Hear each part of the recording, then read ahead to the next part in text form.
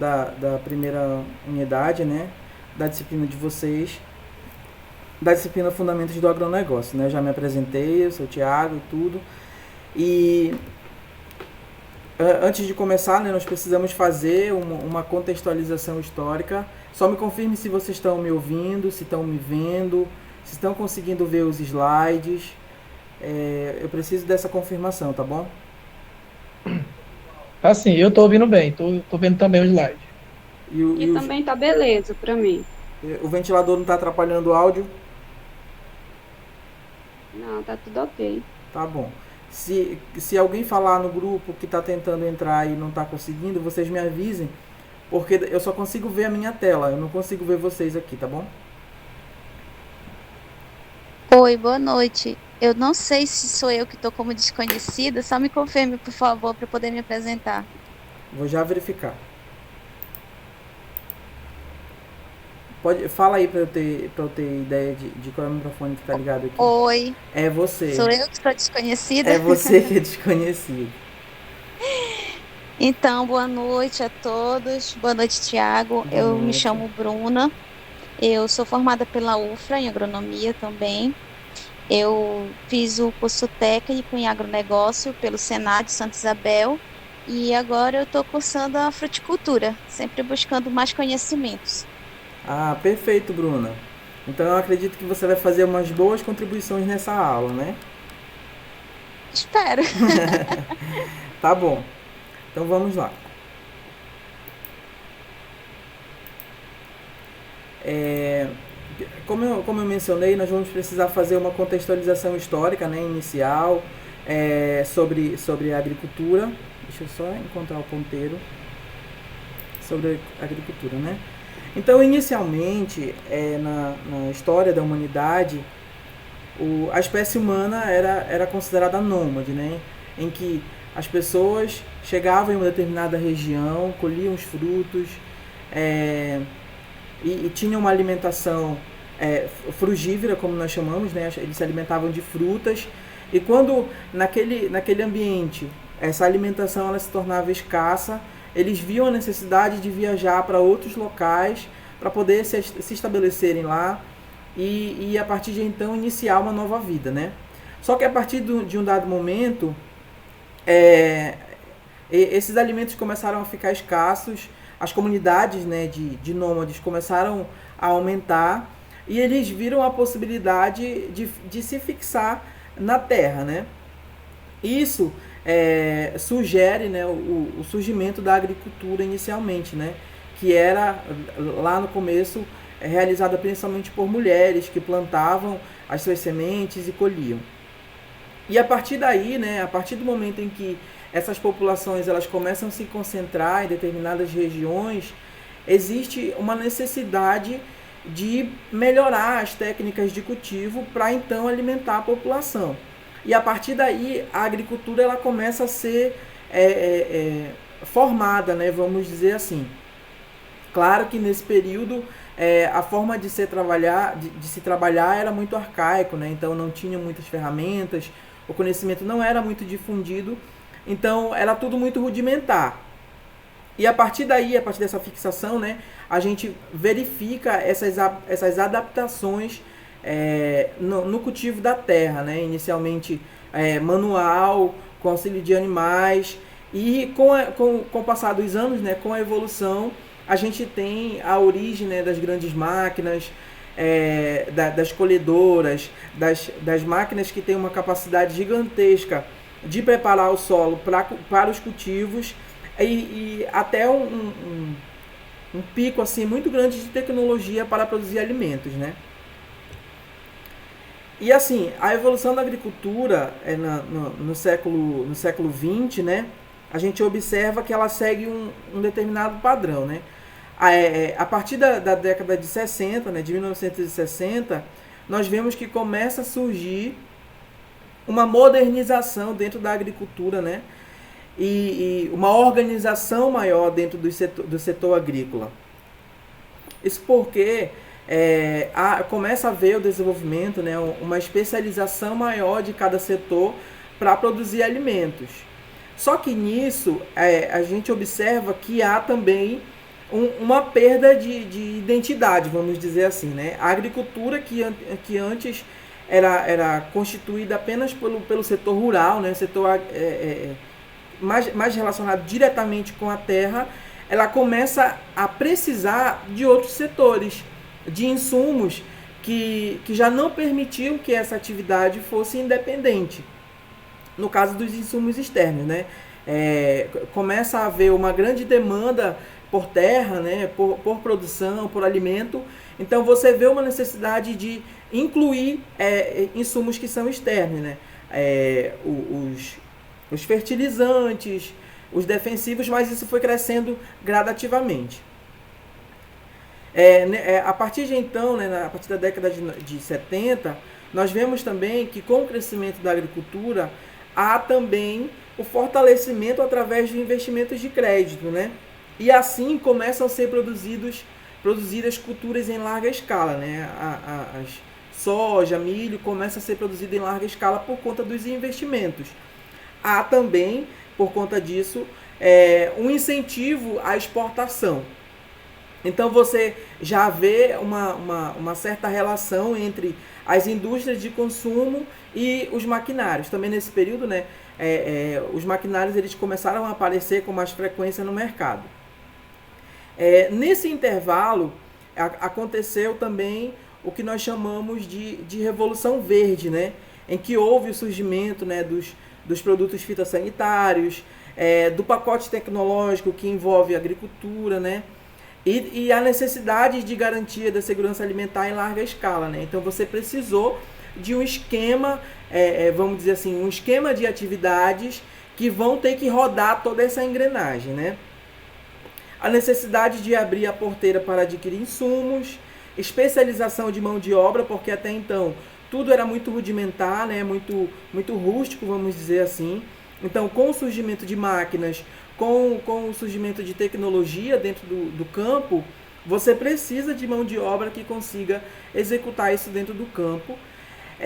Houve também o aumento da produção e a utilização em larga escala de defensivos. Essa Revolução Verde ela apresentou algumas vantagens e algumas desvantagens. E eu gostaria que vocês, se vocês souberem, vocês mencionem alguma vantagem que a Revolução Verde trouxe, né, para a agricultura, para o agronegócio, e alguma desvantagem, caso vocês consigam pensar aí em alguma coisa.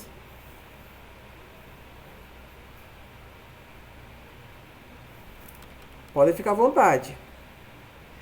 Bom, como vantagem eu vejo a questão do aumento da produtividade, a produção em larga escala, e com o uso demasiado de defensivos e tudo mais, houve uma poluição maior também no meio ambiente, né? O uso desenfreado.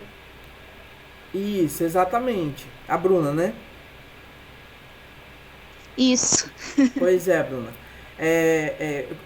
Com o desenvolvimento desses pacotes tecnológicos, né, de produção, para quem não entende, para quem não está acostumado, né, com o linguajar, pacote tecnológico basicamente é você fornecer ao agricultor, né, fornecer para as pessoas que estão no campo um determinado insumo, mas você ter a dependência de outros insumos que fazem parte daquele pacote. Um exemplo, você compra sementes híbridas de milho, de soja ou de alguma outra espécie. Mas, para aquela semente híbrida que a gente vê aquele marketing que tem uma alta produtividade, uma alta rentabilidade, tudo, que você vai ter lucro, você precisa utilizar todo um pacote dentro da sua propriedade, né? Os adubos na quantidade certa, correção do solo, manejo do solo, aplicação de defensivos, porque você vai ter o aparecimento de pragas, e uma série de coisas. Tudo isso forma esse pacote tecnológico que nós chamamos, né? A vantagem é que nesse período houve um grande avanço em melhoramento genético, então você tem uma seleção muito mais abrangente de cultivares, né, e de espécies que não eram muito utilizadas, e as que já eram utilizadas para consumo humano foram melhoradas para que as suas aptidões elas aumentassem, né? No caso da soja para produção de óleo, o milho para produção de grãos, e uma série de espécies que são utilizadas, né? O desenvolvimento dos fertilizantes e utilização de técnicas de preparo do solo. O que a gente pode observar também é que anterior a esse período, como houve um crescimento defasado assim dessas técnicas e das formas de produzir, não havia uma preocupação ambiental. Então tudo era feito em larga escala, sem nenhuma preocupação. Então a gente vai ver mais na frente que a partir da década de 70, 80, há uma preocupação maior com o meio ambiente, porque nós estávamos perdendo terra, nós estávamos poluindo mais, e uma série de problemas que acarretam, né, juntamente com esse crescimento. Né? Desculpa. E como desvantagem, principalmente, né, a expulsão de pequenos proprietários e trabalhadores rurais do campo, porque você tem uma demanda maior por terra, então é muito fácil, né? Naquele período era muito fácil você expulsar as pessoas das suas terras e tomar posse. O uso, né, o uso desenfreado de produtos que até então não se conheciam, o que eles podiam causar, né, no caso dos defensivos, e uma série de outros problemas que surgiram. Em 1980, nós temos como marco principal, né, a crise mundial, e fez com que todo esse sistema de investimento, de produção em larga escala, ele fosse de uma certa forma revisado ou reajustado, né? Então você tem a criação de linhas especiais para a agricultura familiar, reforma agrária, a solução do endividamento das cooperativas, das associações, né? Então tudo isso aconteceu nesse período de 1980. E como eu mencionei, nesse intervalo começa a se ter uma preocupação maior com o meio ambiente. A partir de 1990 nós temos a presença do neoliberalismo e agricultura, né? Essa relação aí em que o governo ele não interfere muito nessas ações de investimento, vamos dizer assim. Então, o que acontece? Os investimentos eles tendem mais para o setor privado. E isso dá um certo domínio para as pessoas que têm mais condições de fazer os investimentos e investir na agricultura, né? E também aumenta a utilização de tecnologia, aumenta a competitividade no mercado. Alguma dúvida até aqui?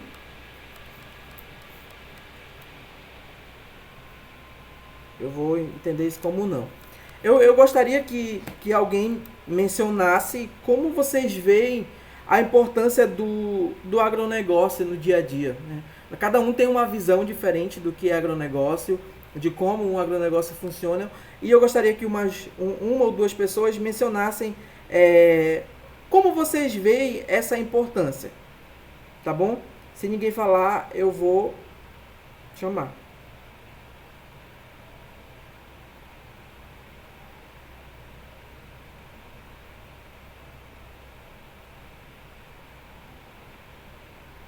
Vamos lá?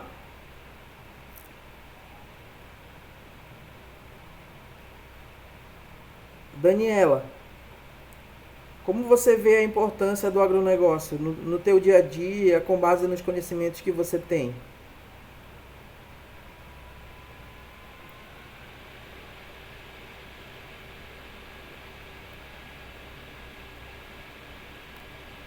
Oi, professor.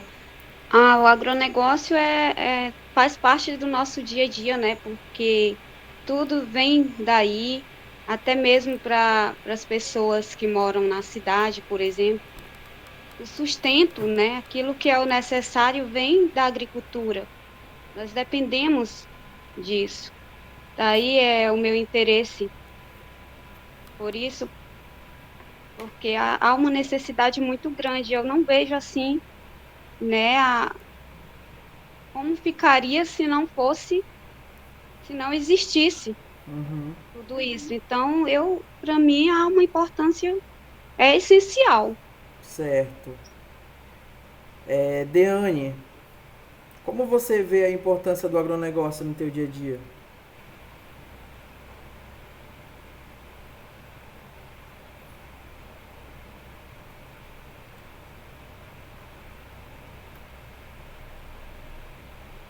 Deane.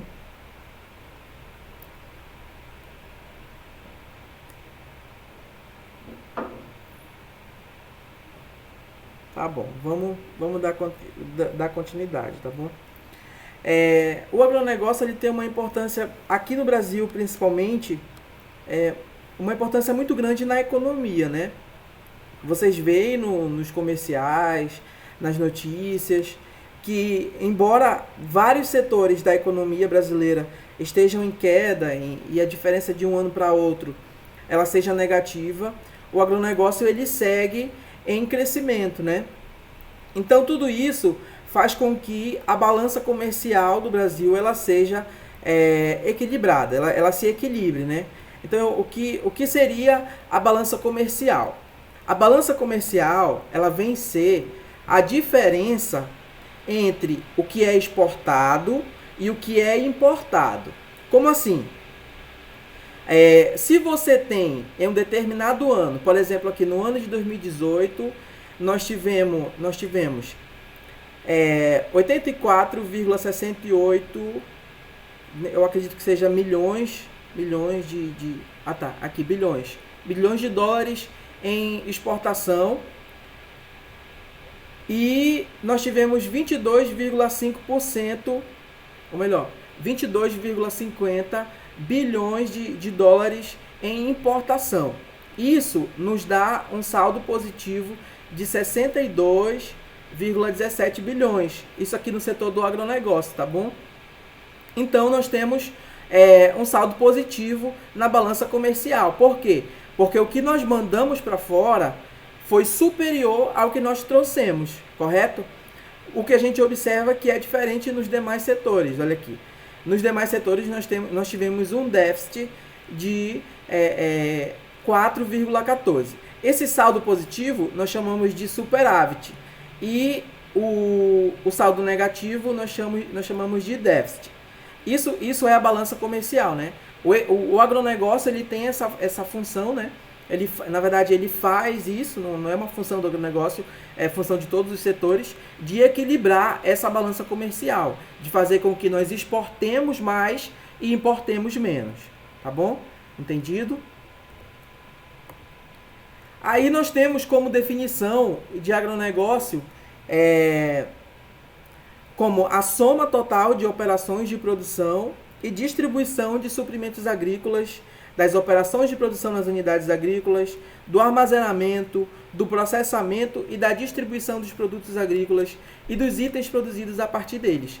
Então, o agronegócio ele não é uma coisa isolada, ele é uma junção, né? A soma, como o próprio conceito já diz, de vários processos que estão envolvidos nesse setor.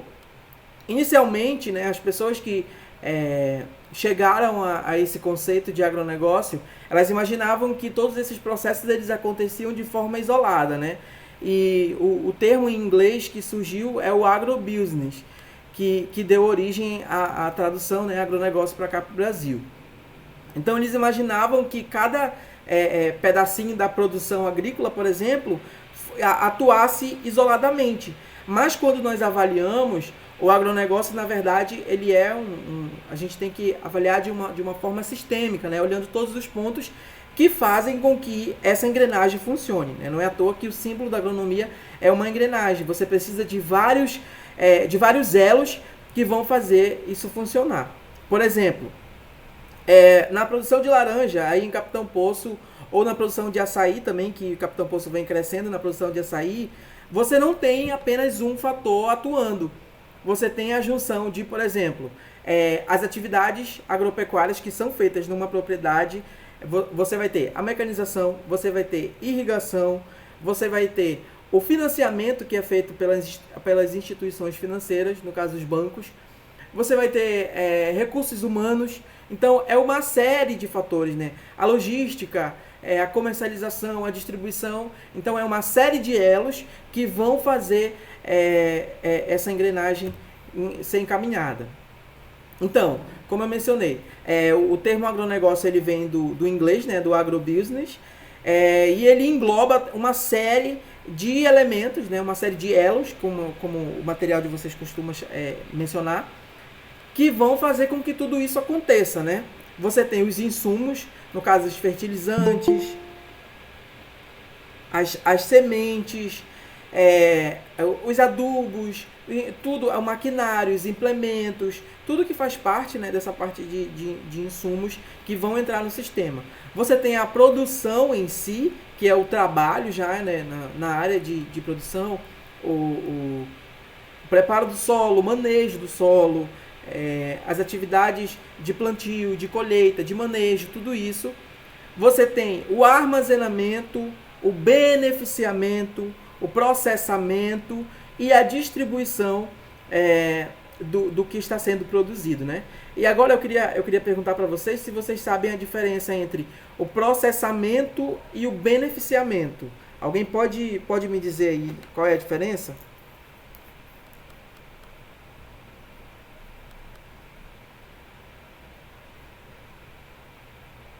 Alguém?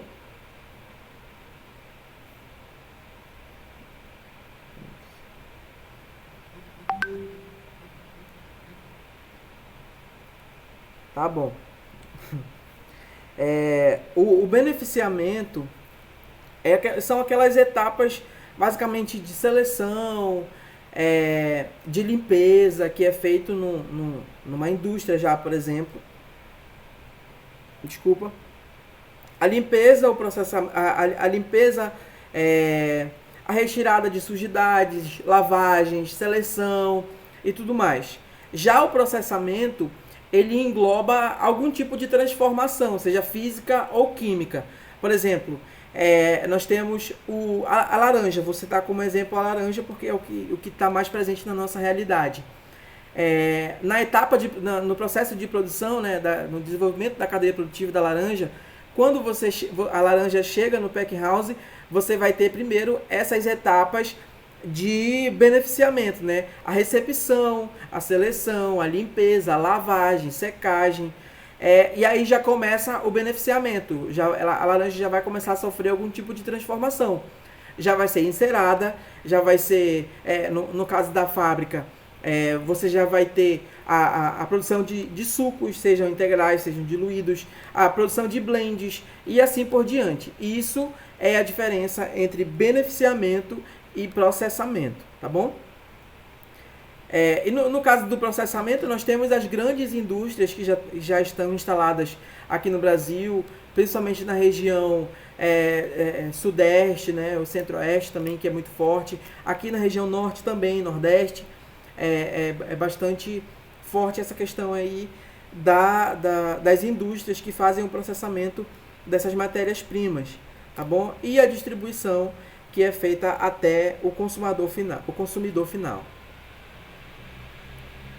E recentemente, né, nesses conceitos de agronegócio, nós temos visto um aumento nas exigências do consumidor final, né? Principalmente quando se trata de mercado externo. No caso da União Europeia e da China, que são os compradores dos nossos produtos do agronegócio. Soja, milho, algodão e assim as outras commodities que são produzidas aqui. Então, com esse aumento do nível de exigência, nós temos a necessidade de adequação e mudança nessas formas de produção. O que, por exemplo, eu posso mencionar? Empresas que tenham maior responsabilidade ambiental de onde elas estão instaladas, né, onde está instalado a área de produção, né, seja a indústria, seja o campo de produção. Então, introduzir práticas que respeitem o meio ambiente, né, e principalmente também principalmente onde ela está instalada. Um exemplo também, a adequação no abate de animais, de forma com que eles não sofram. Isso é uma exigência também do mercado internacional. Racionalidade na aplicação de defensivos. E aqui a gente já vê a inserção do MIP, né? O manejo integrado de pragas, e até o MIPT, né? O manejo integrado de doenças, para fazer com que esses defensivos eles não sejam utilizados de forma muito desordenada, né? Desenfreada. Por quê? Todos esses produtos, eles causam algum tipo de dano ao meio ambiente e ao homem também, né? Então, racionalizar a utilização desses produtos, a aplicação, faz com que no final você tenha um produto mais limpo. E essa está sendo uma exigência muito grande do mercado internacional. E eu posso citar o exemplo da laranja, né? Que o exemplo de São Paulo, que é um grande produtor de citros, devido à presença de várias pragas quarentenárias que nós não temos aqui na região norte ainda, eles usam uma quantidade de defensivos muito grande para fazer com que esse fruto ele chegue, ele feche seu ciclo de produção, né?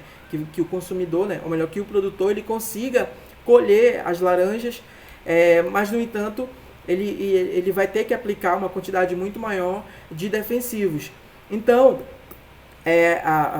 o mercado internacional, né, que compra do Brasil esses produtos, exige que esteja um nível mínimo, né, desses produtos, de princípios ativos que são danosos à saúde e ao meio ambiente.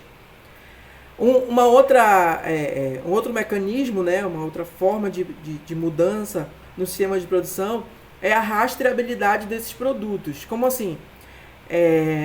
A forma de que o consumidor final ele tenha como saber de onde está vindo a produção, como é que está sendo feita essa produção, se está obedecendo às legislações de cada país, se está obedecendo às legislações ambientais e também a certificação, né? E nesse sentido nós temos a certificação orgânica como uma das principais.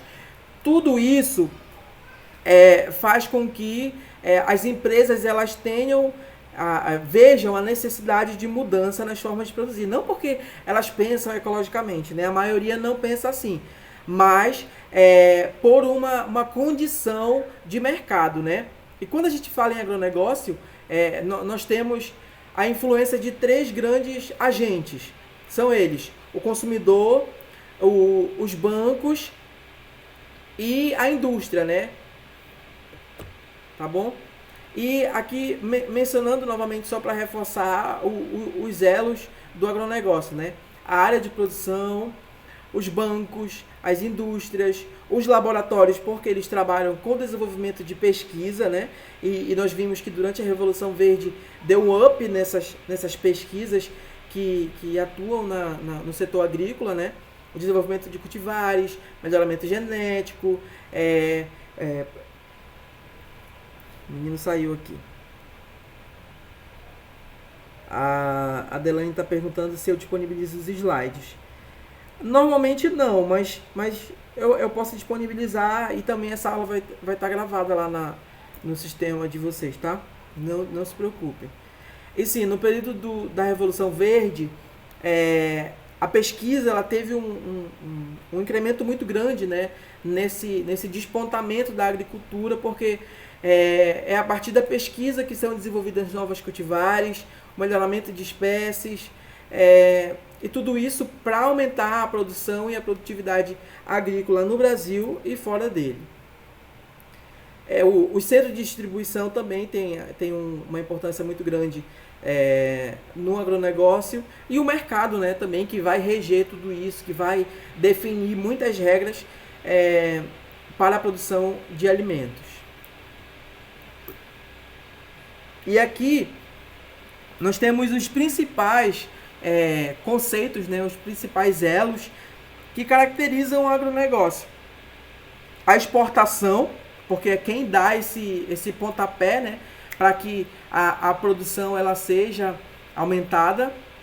Então, a soja, o milho, o algodão, a fruticultura nem tanto, eu vou falar mais na frente sobre a fruticultura, mas principalmente os grãos, né, as commodities, os grãos que fazem parte do café, né, são produzidos aqui no Brasil e são vendidos para o exterior, né, e principalmente os países que têm uma quantidade de habitantes muito maior e que eles não conseguem produzir o suficiente para o consumo dos seus habitantes, como a China, a União Europeia também, os países da União Europeia e assim outros países que são compradores do Brasil.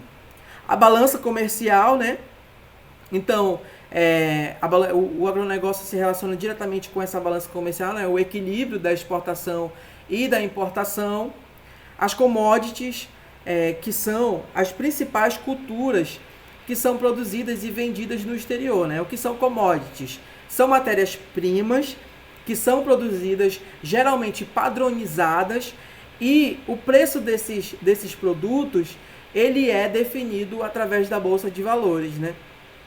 Por exemplo, eu posso citar a soja, que é uma commodity, o Brasil é o maior produtor de soja, e o preço dela é definido na Bolsa de Valores. Então, assim, a soja em grão que é produzida aqui no Brasil e que é exportada é o mesmo padrão de soja que é exportado pela China, por exemplo, para os Estados Unidos ou para os outros países. Então, são matérias-primas padronizadas, são idênticas, né?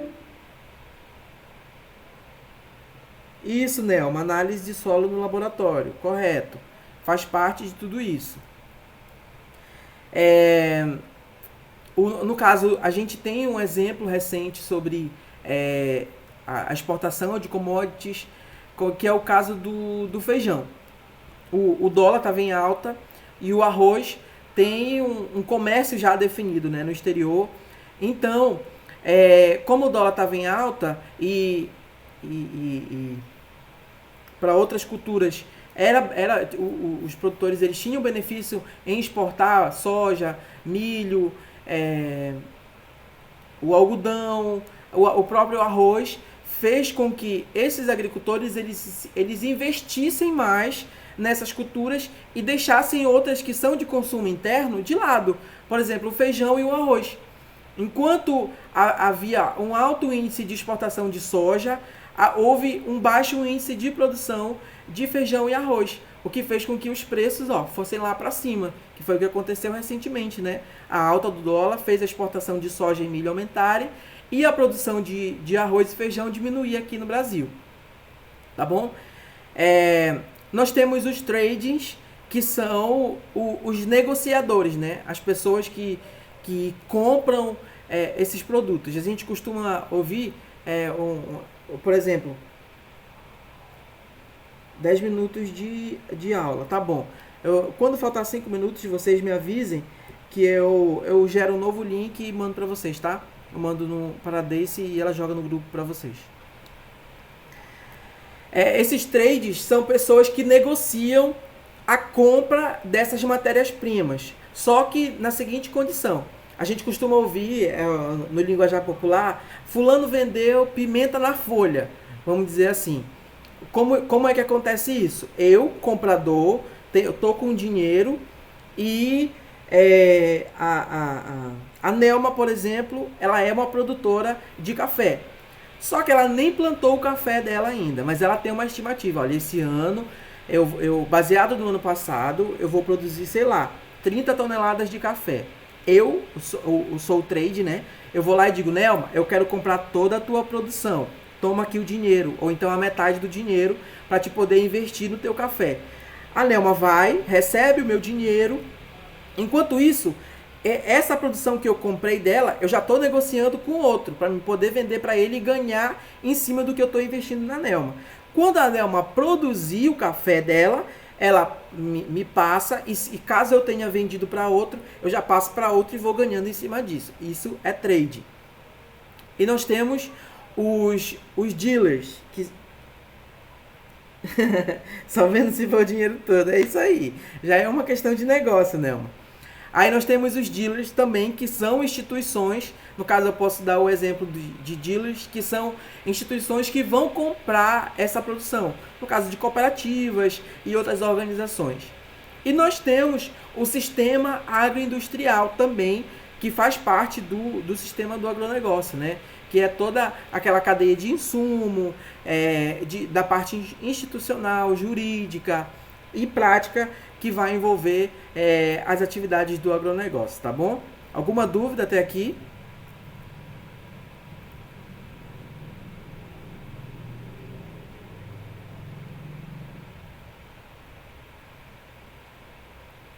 Não, né? Eu vou encerrar aqui rapidão e vou mandar o link, tá?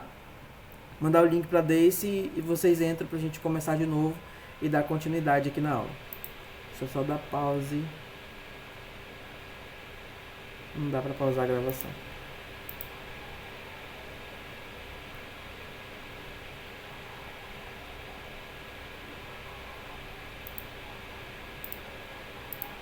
Podem sair da aula, tá?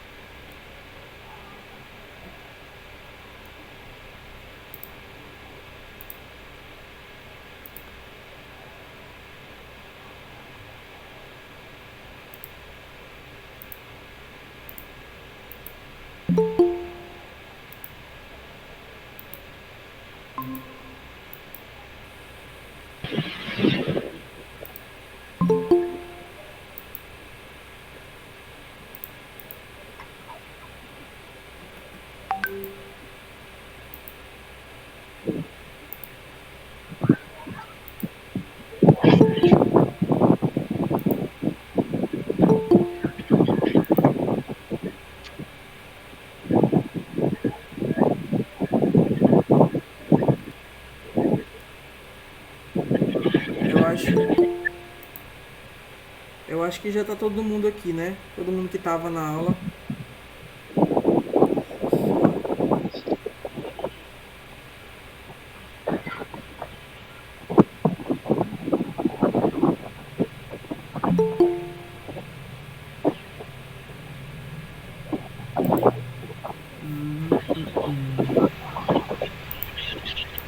Quem tá com o microfone ligado, por favor, desligar.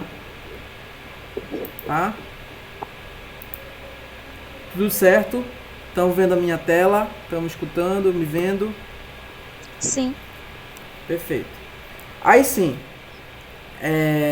fechando aqui essa parte de agronegócio, eu espero que tenha ficado claro para vocês, né, a definição de agronegócio, que é a junção de todos esses elos, né, que vão formar um sistema de produção, né, seja ele interno ou externo. E eu quero deixar bem claro também a dependência que cada elo do agronegócio possui uma das outras, né? Sem uma, a outra não existe. Por exemplo, não existe produção sem você ter investimento, seja ele financeiro, seja humano, e qualquer outro tipo de investimento que exista. Sem insumo, você não tem alta produtividade, né? Você pode ter uma certa quantidade de uma certa produtividade, mas pode não atender às suas expectativas, ok? Aí agora nós vamos falar de algumas cadeias produtivas que existem aqui, né, que são fortes no Brasil, inclusive algumas são commodities. Eu acho que tem alguém com o microfone ligado, por favor, desligue. E assim, a cadeia produtiva é basicamente esses setores da produção, né? Você tem a produção agrícola em si, né? A produção em si, aqui que é no campo. Você tem a logística, você tem a distribuição, até que tudo isso chegue ao consumidor final. Então, o que seria a cadeia produtiva? Seria a estruturação desse sistema. Nós costumamos ouvir a verticalização da cadeia produtiva, que é nada mais que a estruturação de cada setor. Por exemplo, aqui na região norte, nós temos uma série de culturas que têm um potencial econômico, produtivo e de consumo em termos nutracêuticos, em termos nutricionais, em termos de produção, mas só que nós não temos cadeias produtivas para a maioria dessas espécies. Vou citar um exemplo, tucumã, que tem sido muito utilizado para a produção de cosméticos, produção alimentícia, só que é o seguinte, nós temos a espécie, nós temos o potencial da espécie, mas nós não temos a cadeia organizada em cada etapa. Produção em larga escala, nós não temos processamento em larga escala, não tem distribuição e não tem um mercado consolidado. Então, a cadeia produtiva do tucumã é algo que está em crescimento, obviamente, mas não está estruturada no Brasil, como se a gente fosse comparar com algodão, né? Eu acho que vocês concordam comigo. Caso alguém queira fazer alguma contribuição, fique à vontade, tá? Mas basicamente, cadeia produtiva é isso. E a partir do momento que você estrutura uma cadeia produtiva, baseado nas demandas do mercado, nas exigências mercadológicas, você consegue fazer esse retorno aqui, ó. Primeiro, você tem a cadeia produtiva que vai do produto ao consumidor, mas estruturando tudo bem isso, você consegue fazer esse retorno do agricultor para ou melhor, do consumidor para o produtor. E isso é o que nós chamamos de rastreabilidade, né? O consumidor, ele ter ciência de como está sendo produzido o que ele está consumindo, se atende às normas ambientais, atende às condições de igualdade, né, de gênero, de igualdade social e tudo mais. Tá bom? Então, isso também é rastreabilidade, né? A partir do momento que você estrutura a cadeia produtiva, você também permite que essa rastreabilidade ela seja conhecida, tá? Um momento.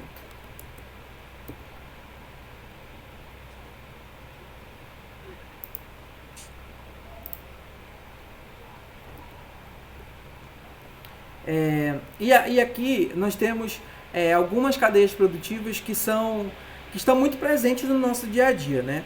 Em primeiro lugar, né, número 1, o Brasil é produtor de soja, um grande produtor de soja, e a maioria dessas aqui são commodities, né? O feijão, ou melhor, a soja, o café, a cana, o algodão, o arroz, o milho, a fruticultura nem tanto, mas e o feijão. E aqui nós temos a proteína animal também, que enviada, né, para o mercado externo, carne bovina, carne suína. Só que eu não vou dar ênfase para esses tópicos exatamente pelo foco do curso, né? Vocês têm isso aqui tudo bem discutido no material de vocês, acredito que vocês tenham estudado. E eu quero dar ênfase à fruticultura porque é o que o curso de vocês trabalha, né? Exatamente o nome do curso de vocês é fruticultura, então eu vejo a necessidade de vocês se aprofundarem um pouco mais na fruticultura. Então, com relação à exportação, no panorama mundial, nós vemos que o Brasil ele não tem muita força na exportação de frutas, principalmente porque são frutas tropicais e subtropicais, que normalmente, para serem exportadas, elas precisam passar por algum tipo de transformação, né? Não dá para vender, dificilmente você vai conseguir vender frutas frescas para o exterior por conta da logística, por conta do transporte, das condições que não são favoráveis, né, para esse transporte. Mas nós temos aqui uma diversidade de espécies muito grande, né, em frutas tropicais, sejam nativas ou não. Um elevado potencial de consumo, porque, como eu mencionei lá atrás, a partir de 1970, 80, há uma necessidade, uma conscientização com o acontecimento das conferências, né, de sustentabilidade e de diminuir as ações climáticas que é feita através da indústria e do agronegócio, aumenta, né, o consumo e o incentivo de consumo de frutas, o aumento de alimentos saudáveis, né, de consumo de alimentos saudáveis, porque a população começa a adoecer, né? Nós vemos que a popularização dos alimentos ultraprocessados fez com que a população adoecesse. Então a gente acaba tendo um retrocesso positivo, né? Porque anteriormente lá nos nossos ancestrais, que eram frugívoros, que se alimentavam de frutas principalmente, nós temos essa necessidade de voltar a consumir mais frutas, a consumir alimentos que são saudáveis. É um mercado que tem um crescimento contínuo e um alto índice de consumo interno, né? Esse também é um fator que faz com que a fruticultura ela não despenque tanto para a exportação, porque o consumo interno é alto. E apesar de esse consumo ser elevado, o que o brasileiro consome, ele ainda não atende o critério estabelecido pela ONU, né, pela Organização das Nações Unidas, que é de pelo menos 70 quilos de frutas por ano, por pessoa, né? A média do brasileiro é de 50 quilos por ano. Os maiores produtores de frutas aqui no mundo, né, são a China, o Brasil e a Índia. O Brasil é o terceiro colocado nesse ranking, mas, como eu mencionei, os três, cerca de 40% do consumo do que é produzido por esses países é para consumo interno. Então, a exportação ela não tem uma força muito grande aqui nesse setor. Mas a necessidade de nós termos profissionais capacitados, de nós termos tecnologia que atenda às necessidades do campo, ela existe. Então é por isso que vocês estão aqui, é por isso que nós, agrônomos, técnicos de agropecuária, técnicos e fruticultura, existimos, para que nós possamos mediar, né, esse processo de transformação, de modernização e fazer com que as frutas elas alcancem o mercado, e não só alcancem, mas alcancem com qualidade, com um índice de qualidade que atenda às exigências do consumidor, tá bom?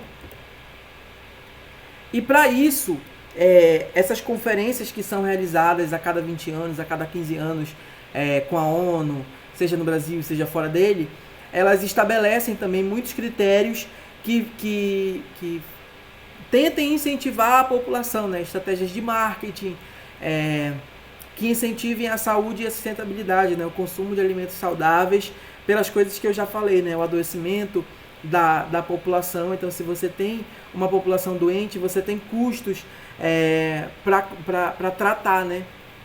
A gente tem um aparecimento muito elevado de cânceres e de muitas doenças que são muitas vezes ocasionadas pela má alimentação da população, tá? E com tudo isso, esses países que se preocupam, né, que têm alguma certa preocupação com a sustentabilidade, com a vida do planeta, com as mudanças climáticas, nessas conferências que aconteceram ao longo dos anos, foram estabelecidos alguns critérios de sustentabilidade e responsabilidade ambiental, né? Sendo que o princípio básico de ecodesenvolvimento foi reformulado, né, em 1998, passando a abranger 5 dimensões. São elas: a dimensão social. Deixa eu só colocar aqui. Vou sair aqui. A dimensão social, econômica, ecológica, espacial e cultural, né? Então, para que esses pré-requisitos de sustentabilidade... Algum problema, Bruna?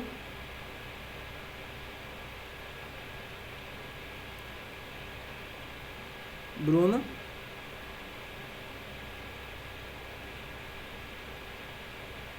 Sim, eu vou continuar.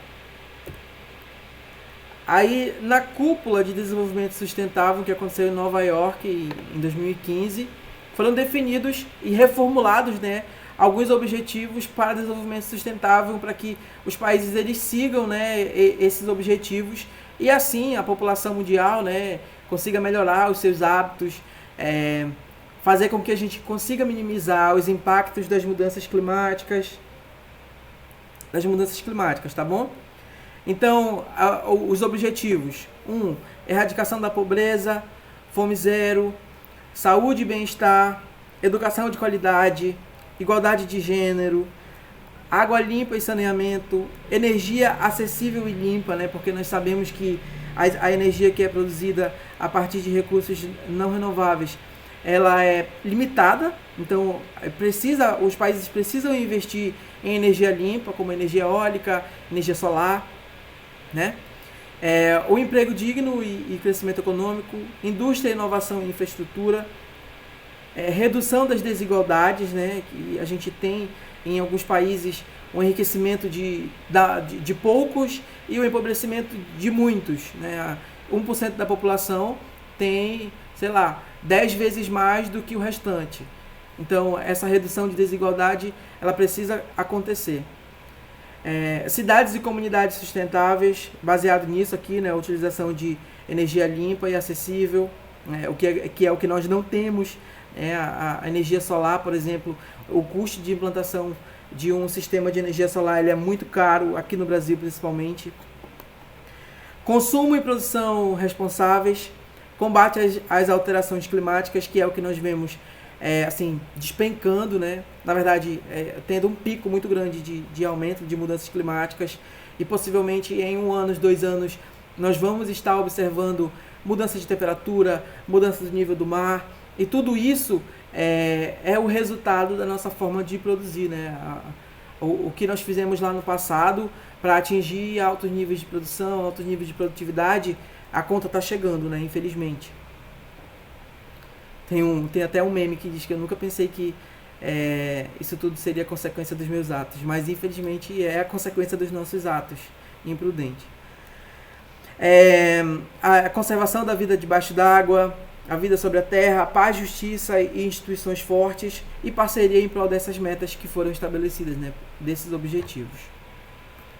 E a partir daí, nós temos o desenvolvimento de novo padrão de consumo, né? Os mercados altamente exigentes, mas também marcado pelo superconsumo e pelo subconsumo. No caso, o superconsumo é para aqueles que detêm um poder aquisitivo um pouco maior, e o seu consumo ele é baseado mais nas vontades do que nas reais necessidades, né? Então, se eu quero consumir, sei lá, couro de jacaré, eu vou consumir couro de jacaré a qualquer custo. Então, é um exemplo besta, mas eu acho que dá para vocês entenderem a lógica. E o subconsumo, né? Aquelas pessoas que precisam consumir, mas não têm os recursos suficientes, né? E nisso nós vemos a fome, a desnutrição aumentando, né? Mais de 14 milhões de pessoas passam fome no mundo, e isso é muito triste, né, quando nós pensamos. E nós temos, através desses novos padrões de consumo, né, esses extremos, o superconsumo e o subconsumo, mas também a introdução de mecanismos, né, que ainda que em pequena escala, eles tendem a nos oferecer opções, né? No caso do consumo de orgânicos no Brasil, tem aumentado muito, não só no Brasil, mas também no exterior, e a exigência de rastreabilidade dos produtos, que foi que eu mencionei lá quando eu falei de cadeia produtiva, né? A necessidade de o consumidor saber de onde está vindo o que ele está consumindo, se está obedecendo às condições mínimas de respeito ao meio ambiente e à sociedade, tá bom? Alguma dúvida, pessoal, até aqui? Alguma contribuição?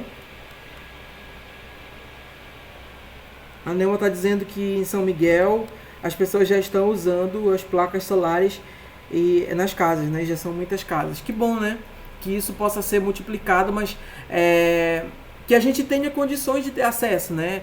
Nós sabemos que a energia solar ela é uma energia limpa e que você pode diminuir muito o impacto, né, do consumo de energia elétrica que é produzida de outras formas, mas isso precisa ser acessível, né? Porque não basta existir a tecnologia, você precisa ter acesso a ela, tá bom? Mais alguma contribuição, alguma dúvida?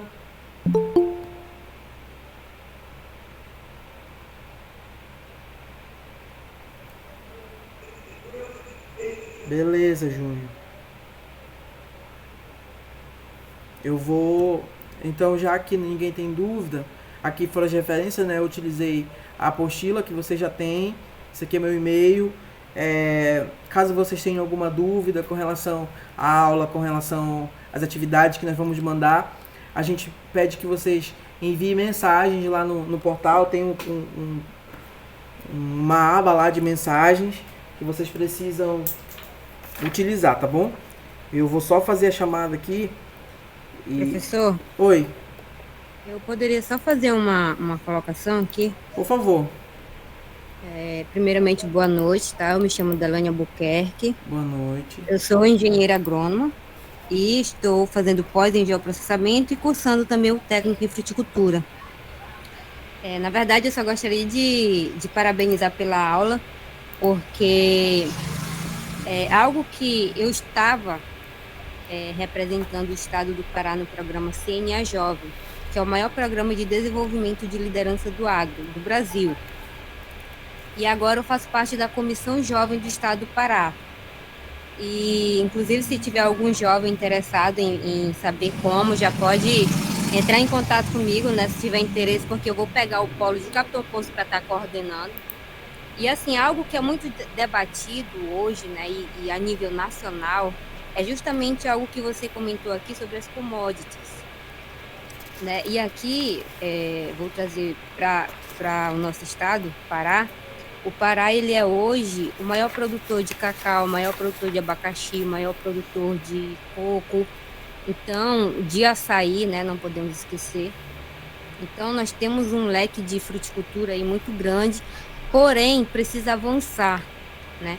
Então, algo que foi muito debatido no programa Sênia Jovem é como que nós, enquanto profissionais do agro, como que nós podemos elevar essa produção, como que nós podemos aproximar a pesquisa com o campo, né? Porque a gente tem hoje muita pesquisa boa, gerada na universidade, mas essa pesquisa não chega até o campo para fazer com que o produtor aumente a sua produção, né? Então, hoje em dia, algo que está crescendo bastante são as commodities, e nós temos aqui um potencial muito grande para crescer o estado do Pará, né? Então, nós, quanto técnicos, temos essa missão, né, de fortalecer aí a nossa fruticultura aqui no estado.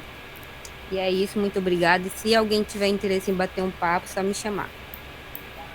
Perfeito, Delane, muito bem.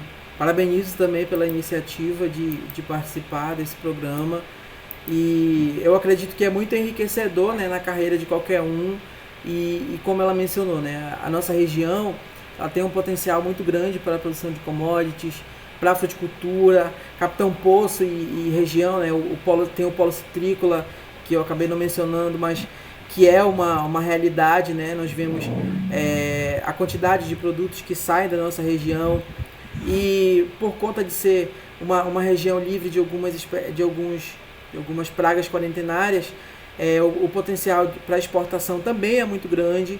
E não só isso, né? A produção familiar também precisa do nosso apoio, precisa que nós possamos fazer essa intermediação, né, entre universidade, entre os institutos, entre as federações, né? No caso aqui nós temos a Federação de Agricultura, fazer essa mediação entre academia e campo, né? Eu acho que esse é o nosso principal desafio e a nossa principal missão enquanto técnicos, enquanto colaboradores, né?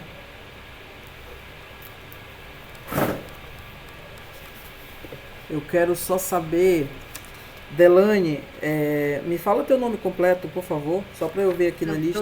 É Antônia Vanderlane Albuquerque da Costa. Ah, beleza. É porque eu sempre uso o meu apelido, Delane. A Deane também, como é o nome da Deane? Eu não estou encontrando a Deane. É Luciele Deane. Ah tá, Luciele Deane. Deixa eu ver se tem mais alguém aqui. O desconhecido é a Bruna, né? Isso.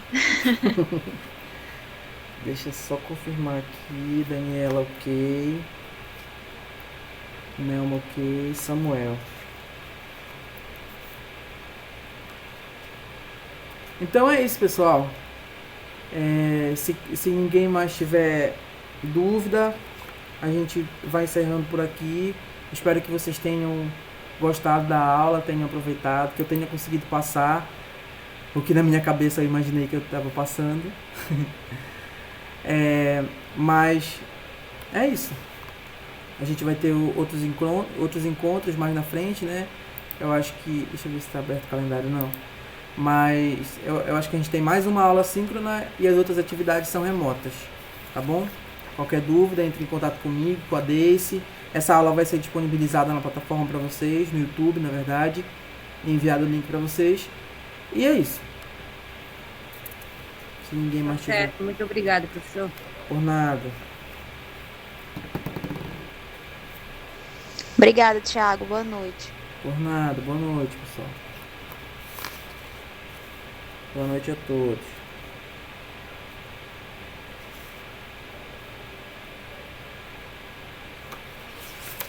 Boa noite, Thiago.